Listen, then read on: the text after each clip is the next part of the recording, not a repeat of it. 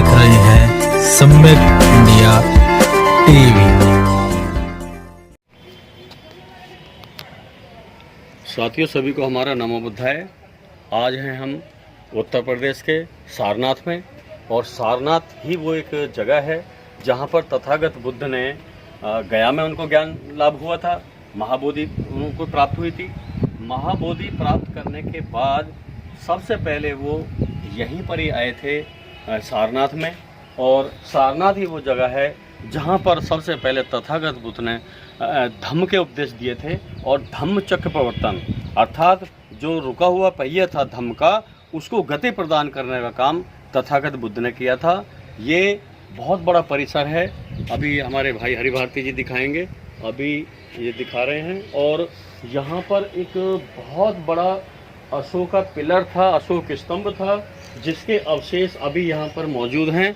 और इसका जो हेड है वो म्यूजियम के अंदर रखा हुआ है। आज शुक्रवार है, आज हम वहाँ जा नहीं पाएंगे क्योंकि आज वो बंद है, तो वो नहीं दिखा पाएंगे। लेकिन हम आपको एक खंडित जो अशोक स्तंभ के जो 5 पीसीज हैं वो दिखा रहे हैं। एक सेंटर में यहीं पर इरेक्शन था इसका, यहीं पर खड़ा हुआ था।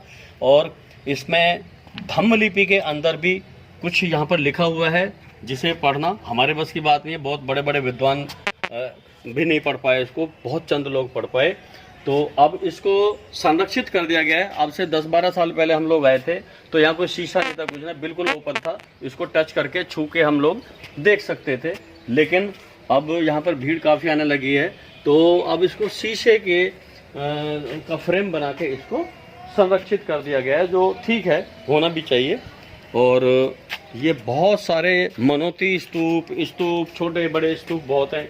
और एक यहाँ विखंडित बुद्ध विहार, ये बहुत ही भव्यशाली है, क्योंकि जो कहते हैं कि वो इमारत बता रही हैं, खंडर बता रहे हैं कि इमारत कितनी बुलंद थी।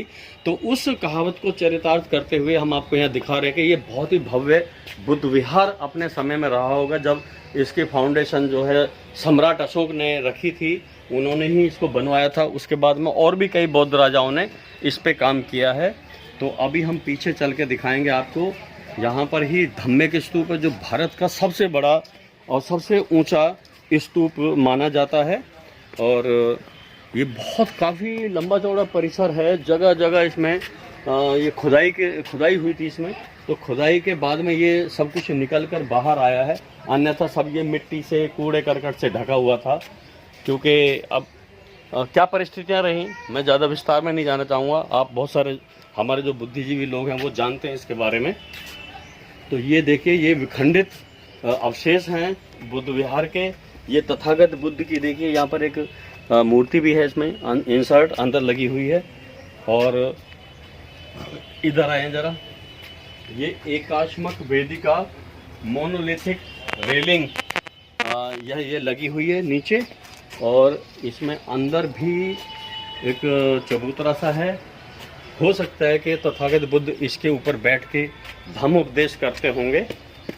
और ये देखिए चौखटें हैं साइड में पत्थर की बनी हुई, बहुत ही आलीशान है। तो अब ये विखंडित है, अब किसने तोड़ा, क्यों तोड़ा, धम्म के द्वेषी तो बहुत यहाँ पर हुए। तो कुछ कहना स्पष्ट रूप से कुछ नहीं कहा जा सकता कि यहाँ एक्चुअली में हुआ क्या, क्योंकि कई सदियाँ हो गई, हजारों साल हो गए। तो ये अवशेष अभी हम आपको दिखा रहे हैं। भारती जी जरा आगे चलेंगे दिखाते हुए सबको।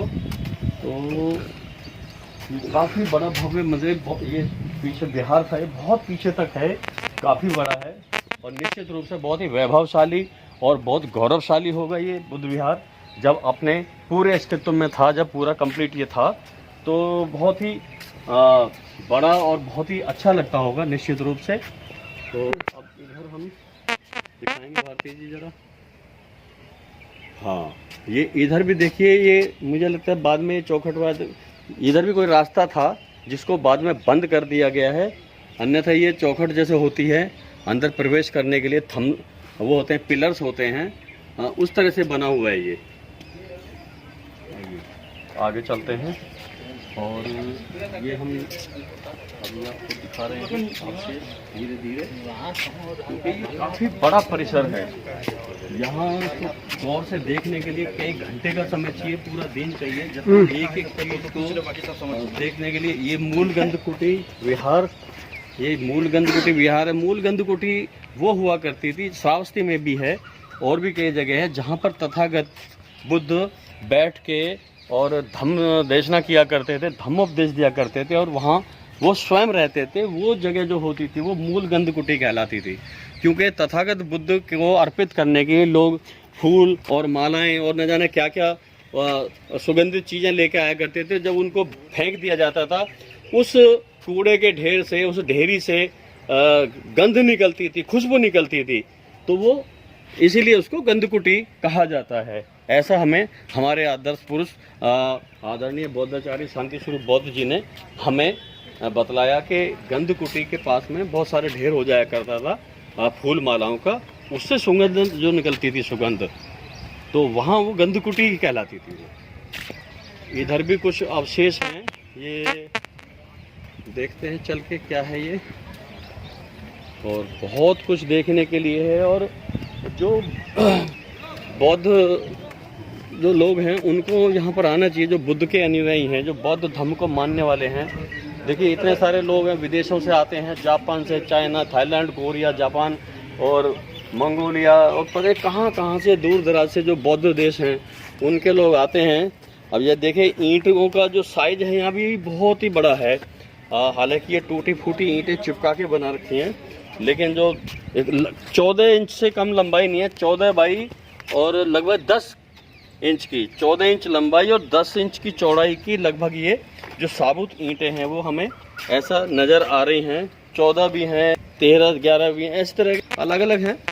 तो ये क्या है, ये पंचायतन मंदिर, ये हम आपको दिखा रहे हैं। ये है पंचायतन मंदिर है और ये उसके अवशेष हैं, खंडित अवशेष हैं। पंचायतन मंदिर, इसका क्या उद्देश्य था, किस लिए ये बनाया गया था, यहाँ क्या होता था, निश्चित रूप से क्योंकि इतिहास में बहुत सारी चीज़ें ऐसी हैं कि जिनको हम नहीं जान पाते हैं, नहीं जानते हैं, तो कुछ स्पष्ट नहीं कहा जा सकता। तो मुझे तो लगता है शायद कोई यदि वाद विवाद हुआ करता होगा तो पंचायतन मंदिर है, यहाँ आके ही उनका निपटारा जो है वो किया जाता होगा। हाँ, पंचवर्गीय भिक्षु थे यहाँ पर, जैसे क्योंकि तथागत बुद्ध ने ज्ञान लाभ करने के बाद जब सबसे पहले यहाँ आए तो यहीं पर एक चौखंडी स्तूप है, वहाँ उनकी मुलाकात उन पंचवर्गीय भिक्षुओं से हुई थी। तो चूँकि सिद्धार्थ ने वो भूखे रहते थे, पंचवर्गीय भिक्षु के साथ में खाना नहीं खाते थे, शरीर उनका पंजर हो गया था, तो उर्वेला में सुजाता की खीर खाई। तो वो जो 5 पंचवर्गीय जो भिक्षु बाद में बने, जो 5 परिव्राजक थे, वो उनसे रुष्ट होके, नाराज होके कि ये तो पथ भ्रष्ट हो गया सिद्धार्थ, तो उसको ज्ञान तो मिलने वाला है नहीं, इसको छोड़ो इसके हाल पे और हम लोग चलते हैं। तो वो जो 5 परिव्राजक थे वो गया से चल के, उर्वेला से चल के और यहाँ पर आए सारनाथ में, चौखंडी स्तूप में। तो जब सिद्धार्थ ने को जब ज्ञान प्राप्त हो गया था, बहुत संबोधि मिल गई थी, तो उनको ध्यान में आया था कि मैं सबसे पहले ज्ञान किसको दूं। तो उनके मन में आया कि जिन्होंने मुझे विपස්සना करने की विधि सिखलाई है, ध्यान साधना करने की विधि सिखलाई है, तो उनमें से एक आलार कालाम थे, जिनके पिछले एक सप्ताह पहले ही उनकी मृत्यु हो गई है। एक उद्दक रामपुत्र थे, उनका भी पता लगेगा, वो भी पिछले रात को ही शरीर छोड़ गए हैं, संसार छोड़ गए हैं।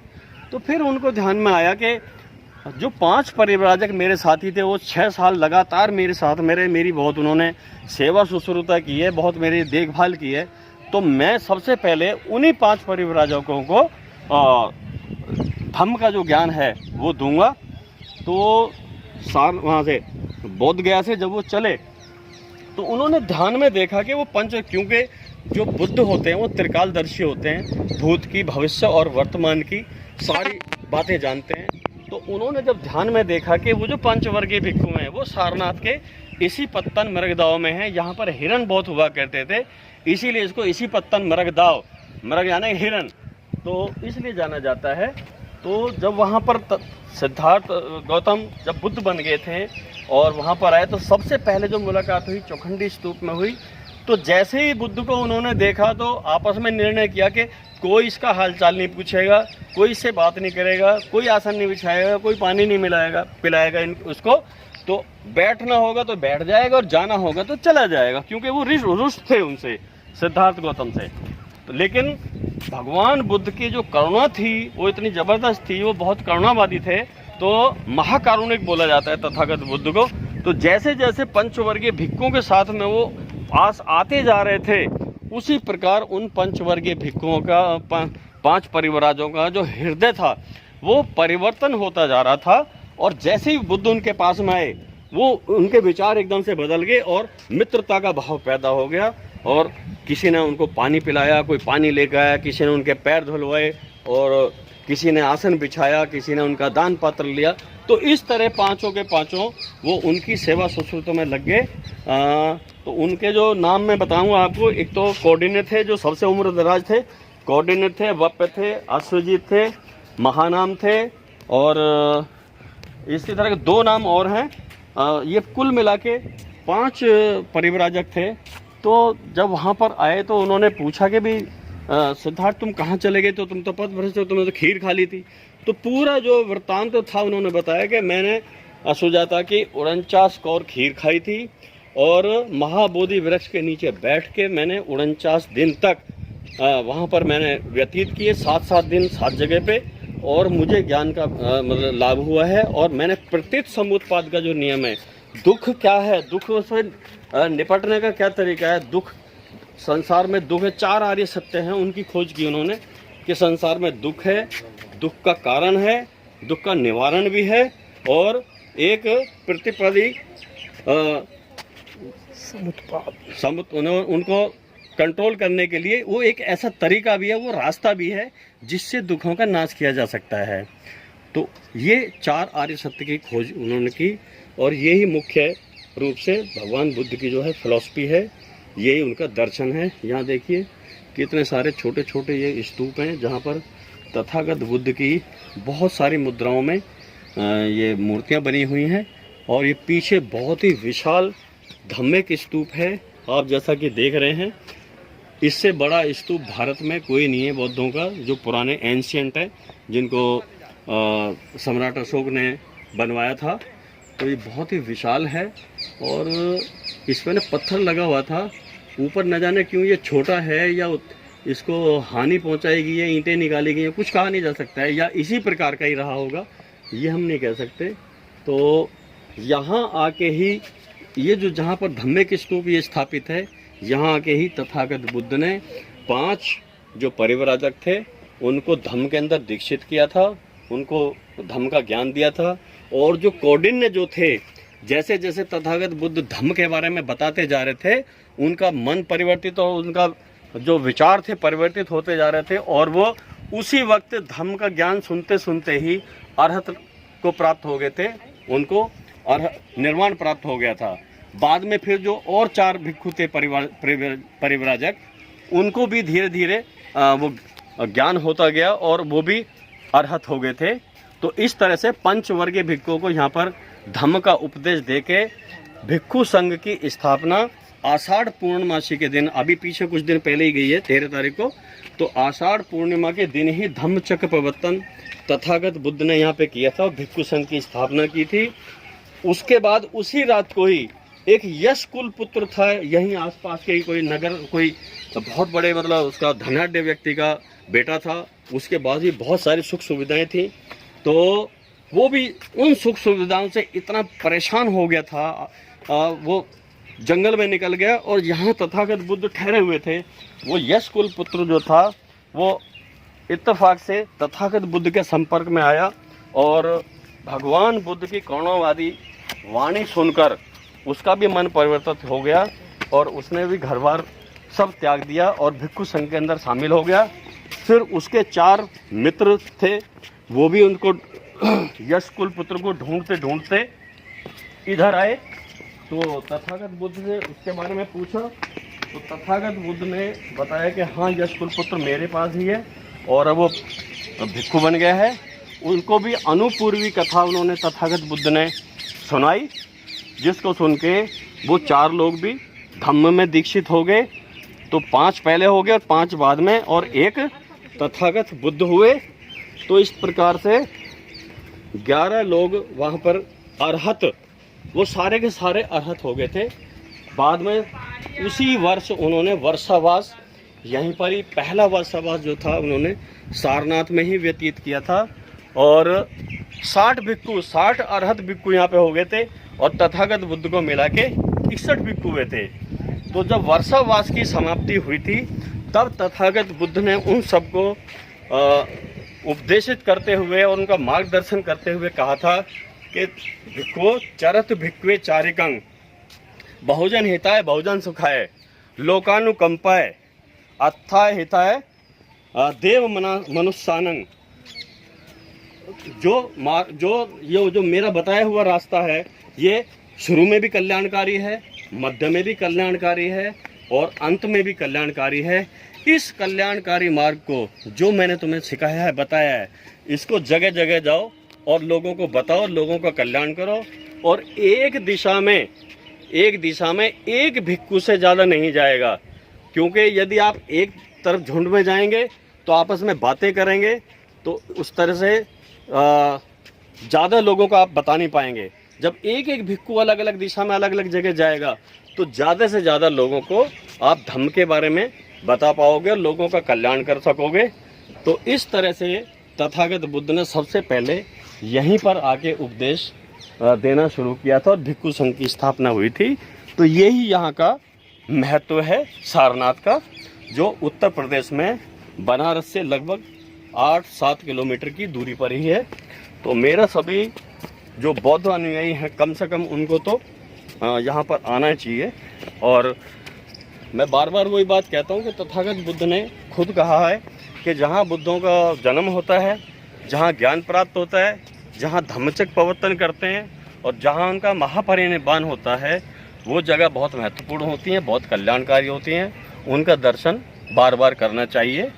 और ये देखिए ये कितना शानदार और आलीशान, बहुत ही वैभवशाली है और हमें गौरव है इस बात का, गर्व है इस बात का कि हम बौद्ध हैं और बौद्ध धर्म से जुड़े हुए हैं और तथागत बुद्ध के अनुयायी हैं। तो इसी के साथ मैं अपनी बात को अब समापन करना चाहूँगा। भारती जी कुछ और एक्सप्लोर करके यहाँ पर इसके बारे में दिखाइए आप।